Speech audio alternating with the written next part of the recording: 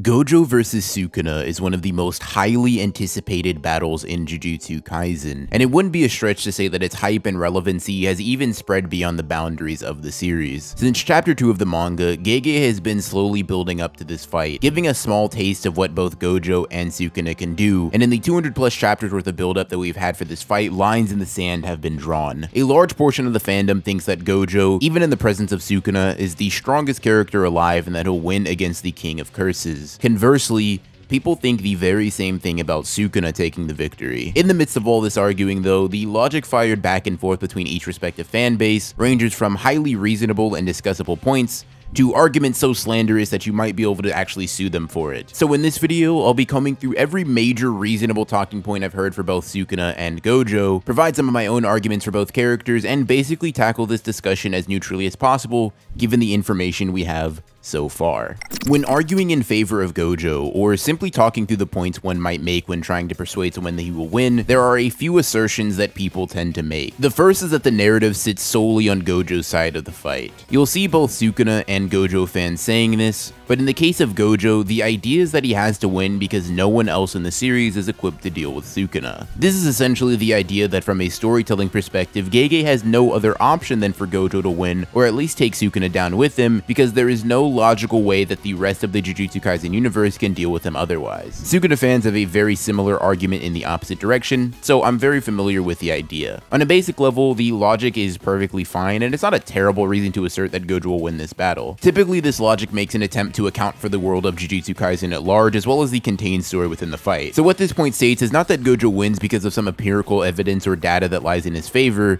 but because his victory is inherently necessary for the story to move forward. Kinda like Kenjaku needing to seal Gojo in the prison realm in order for the Culling Games to proceed. It's not that they just can happen, but for certain events to occur, they must happen. And like I said before, this logic is completely fine so long as you assume three basic things. The first assumption is that Gege intends on having Jujutsu Kaisen end with a generally positive conclusion for the main characters. The second is that Gojo is so exhausted from his fight with Sukuna that Kenjaku would be able to eliminate or incapacitate him after the fact with very little difficulty. The third assumption is that in the event Gojo can still beat Kenjaku, Gege is completely content with ending the story having not done more with characters in the series. The first assumption necessary for this argument is fine, depending on what type of writer you think Gege is. I know some people have it in their head that Gege Akutami is this evil mastermind who's going to end the story with every main character that we enjoy dead and gone, and even though I understand how a person could come to this conclusion, I pretty vehemently disagree with the idea that the good guys won't net some kind of victory by the end of the story. This doesn't mean that your favorite character is going to survive, it more so means that I think Sukuna and Kenjaku won't be running the world in the final chapter of the manga. The second assumption made for this argument is also fine for the most part, as it isn't incongruent with any character traits or facts presented in the series. Gojo and Sukuna are clearly not losing that much ground in their battle with one another, and because they both have what is essentially unlimited stamina, a battle that gets down to a war of attrition between the both of them is very possible. It also makes sense for certain characters to step up to the plate when Gojo isn't able to help, and in this scenario you allow Gojo to actually see the fruits of his labor come to life, as his students would be the one to fight Kenjaku, or potentially even the merged super curse depending on where Gege goes with the story. I personally would poke some holes in this line of thinking, however it doesn't immediately fall apart upon inspection, which is good, and a lot of arguments surrounding Gojo versus Sukuna don't. The third assumption though is where it gets really weird. You see, the gap between Gojo and Kenjaku is massive, meaning that the only way for Kenjaku to even have the hopes of defeating Gojo, he'd have to literally be on death's door with no way to heal himself and no curse energy to protect against any of Kenjaku's attacks. If Gojo is in shape that is even marginally better than that, he flat out beats Kenjaku, especially if helped by one or two of his allies. It's still debated if Kenjaku could beat Yuta alone, but if you add a Kotsu to the equation while he's fighting Gojo,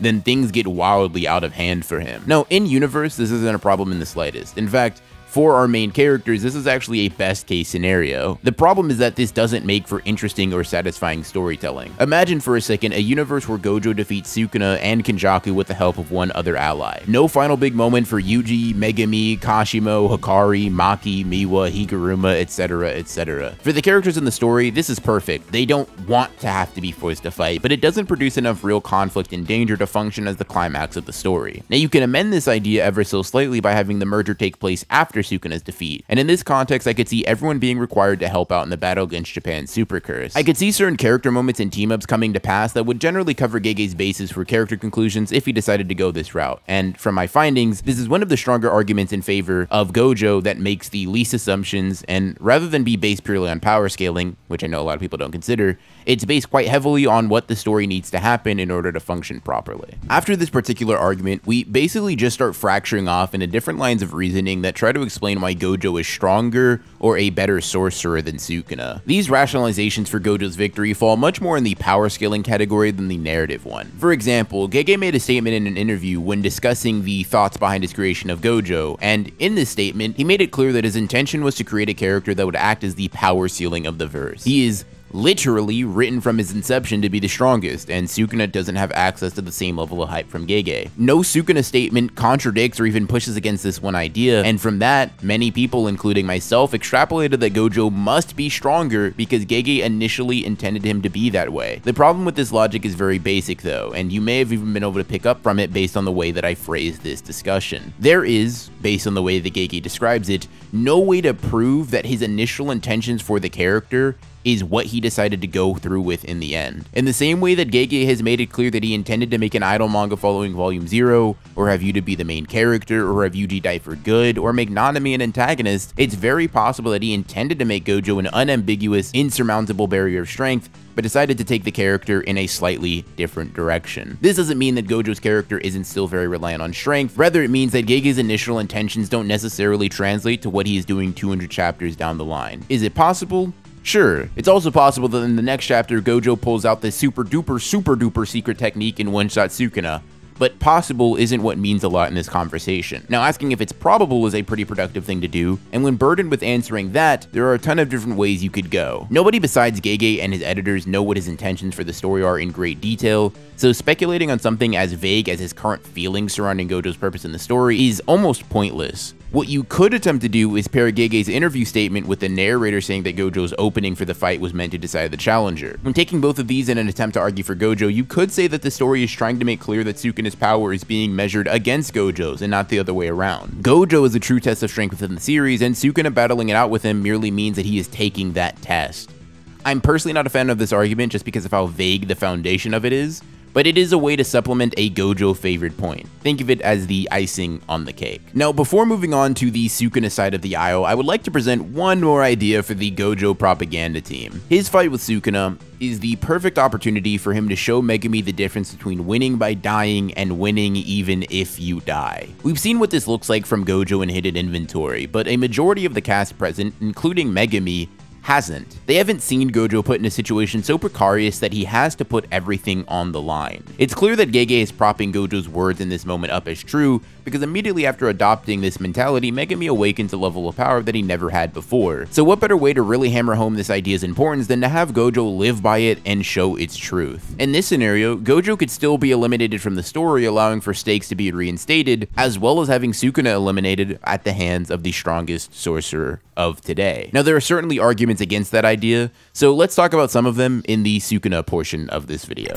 Now, as you know, if you watched my Why Gojo Can't Beat Sukuna video, I am much more in favor now of Sukuna beating Gojo than vice versa. I acknowledge the very real and reasonable possibility that Gojo does win, as I illustrated with the first half of this video. However, just like Gojo, Sukuna has a myriad of different arguments and reasons for why he'll win. The first is a narrative argument, and stop me if you've heard this one before. Sukuna has to win, or else the series is over. This is something that people very invested in the Gojo versus Sukuna discussion have probably seen 100 times, and it's because arguments that come from the narrative, especially in a battle as close as this otherwise, tend to be the strongest. You can come up with power scaling reasons that Sukuna or Gojo win, but because their portrayal is meant to be as equal as possible, those power scaling arguments will rarely get you quite as far as good old-fashioned arguments based on the story. And with Sukuna, there are plenty of narrative reasons that he quote-unquote has to win. Firstly, defeating Sukuna is simply a task that is beyond the scope of Gojo's importance within the story. Don't misunderstand, from a world-building perspective, Gojo is one of the most important characters in the entire series. The state of his well-being decides if all of Japan, if not the world, is intact or not. But the story of Jujutsu Kaisen has not placed Gojo in the role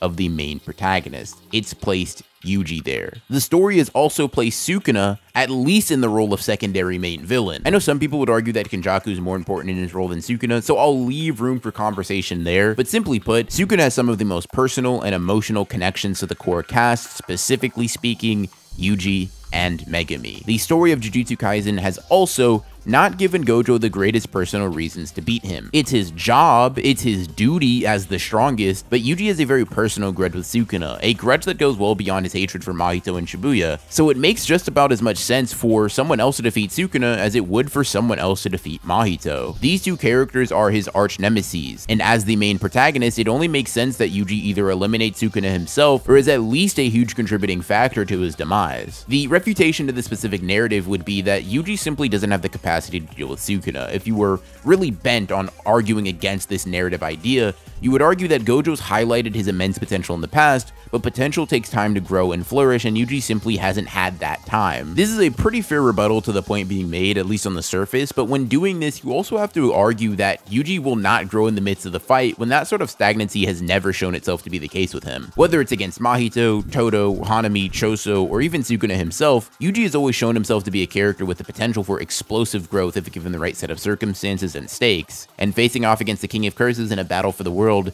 seems like the perfect opportunity for him to tee up. Even going beyond just Yuji, Megumi now has an extremely personal reason to be somewhat involved in the defeat of Sukuna. Tsumiki's death is purely on him. Whether or not you think he's going to survive or fully gain control of Sukuna's body doesn't even really matter, but it's clear that Gege wants both of these main characters to somehow be involved with how Sukuna exits the series. You can even cast this net wider if you want, as characters like Kashimo have been built up since their inception with the sole goal of fighting Sukuna. To take that away from a character as cool as him would be a shame, but it would also just be illogical on Gege's part to have him be one of the few Cooling Game antagonists to survive, only to be thrown to the wayside and ignored after the fact. In the midst of this, I've given numerous different examples and subpoints branching off this one main idea, so if you've gotten a little confused with what the core argument was, let me recenter really quickly. Sukuna has opponents that are more important to fight than Gojo. Gojo does not have the personal, emotional, narrative, or thematic connection to Sukuna that some of the other characters in the series do. Therefore, it doesn't make sense for him to be the one to end it all for the King of Curses. That being said, Gojo's integrity as the strongest still needs to be maintained, even if he does lose, and that's where this supporting argument comes in. With the way Gege has set up this fight, Sukuna can win while allowing Gojo to maintain his integrity. This same fact can't really apply for Gojo. Because both characters are hyped up to be the strongest, honored ones, calamities, invincible, etc., you have to consider your reputation when deciding who is going to lose. As an author, it's your job to keep the character's portrayal both in loss and in victory consistent. But when you're talking about two characters whose whole bread and butter is being strong and winning, it's kind of a tall task to keep up their overwhelmingly dominant perception in the face of loss. No matter how you slice it, one of these characters has to lose to the other, or at least be portrayed as the inferior sorcerer. However, the moment that Sukuna took over Megumi's body, Gege gave himself an out, very cleverly so. He allowed himself to have Gojo lose, while also kinda winning. I've discussed this idea in the past, but the simplest way to put it is this. If Gojo is strong enough to defeat Sukuna without the 10 Shadows Curse technique, that means that the option is open for him to lose to this powered up Sukuna and still be able to hold his head high amongst the community because he was the strongest before then. I'm sure you've seen the Fraudkina Mickey Mouse Maharaga allegations, and if you think that's the case, then Gege has done his job really well. Now, you could argue that Gege doesn't really care about characters maintaining dignity and whatnot, like Mahito losing to Yuji in the pitiful way that he did, but in Mahito's first confrontation with Yuji, he gets bodied and runs away. So while he was obviously always a strong and deadly curse, Gege had his exit be very consistent with his initial characterization. He was a conniving, clever little rodent that just so happened to have immense potential and skill. When he was trapped and had no way to escape, you got to see him for the rodent that he was all along. Gojo and Sukuna are not like that. Their portrayal, even in the face of defeat, will likely be dignified or have qualifiers to them. Inevitably, you will hear Gojo lost but, Sukuna lost but. No matter who wins and who loses, there will be a caveat and there will be an asterisk on the victory. Unless Gojo gets outside help, you can't put the asterisk on his win. If Gojo defeats Sukuna as is, there really is no refutation because he did not require an extra outside help or body in order to achieve this win. But you can put an asterisk on Sukuna's if the 10 Shadows is a vital piece to his victory over Gojo, which recent chapters seem to imply.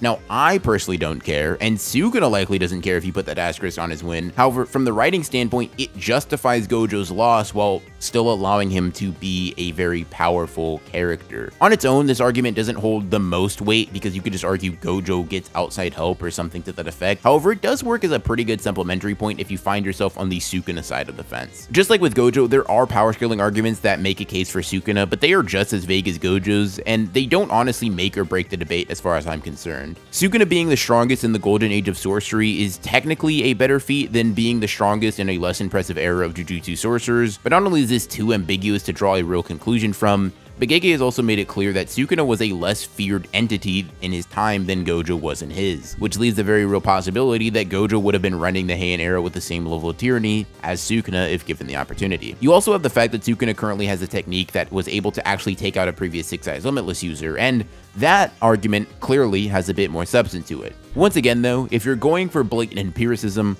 all this fact does is somewhat add to your overarching narrative argument rather than being the crux of your stance altogether. Now, the final argument in Sukuna's favor differs from the power scaling ones quite a bit and circles back around to being more based on the themes presented in the story. Specifically, not Sukuna's, but Gojo's. There's a whole video's worth of context that is built around this very small snippet if you want to check it out, but the basic idea is this. Gojo wants to create strong allies. He blatantly says this, and all of his actions as a teacher point towards this being his end goal. So if he's looking to have his students finally step up to the plate, I think it's a very real possibility that his fight with Sukuna right now is his final lesson. We see everyone observing and commenting on the happenings of the fight, and Gojo knows this. When combined with the knowledge that characters like Yuji, Yuta, Kaneshimo, and Megumi especially all have massive character conclusions that need to be had specifically with Sukuna, it makes all the sense in the world to have Gojo lose to the King of Curses in order to give his students the knowledge required to create a stronger, smarter, happier generation of sorcerers. A group of sorcerers that won't be alone in their strength. You could say that this same thing could be accomplished in a fight against Kenjaku, and this is technically true in a sense,